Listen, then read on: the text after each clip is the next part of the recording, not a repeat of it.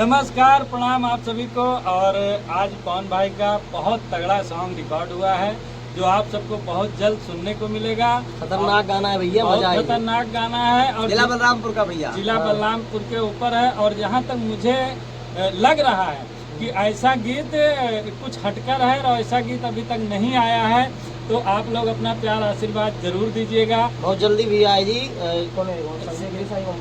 Shri Omkar film से गाना आ रहा है। ओमकार फिल्म से भैया आए जी गाना। आप लोग कारण ओमकार फिल्म पे एसटी पे सभी प्लेटफॉर्म पे गाना मिल जाता है कि रील भी आप लोग ज़्यादा बनाएं, तो आप लोग उस पे जाकर श्री ओमकार फिल्म पे पवन भाई के गाने को सुने। बिल्कुल भैया, खूब प्यार आशीर्वाद दें। और गाना बहुत जबरदस्त अभी रिकॉर्ड हुआ है। रिकॉर्डिंग हो गया है भैया। गाना जितना कॉलेज में पढ़े वाले लड़के हमारे बलरामपुर के हैं उनके लिए है, बहुत बढ़िया गाना है। हम मजा आएगी आप लोग सुनो भैया। जब भी गाना आए ना तो सब लोग अपने अपने आईडी पर रील जरूर बनाए। रील जरूर बनाए भाई, रील जरूर बनाए।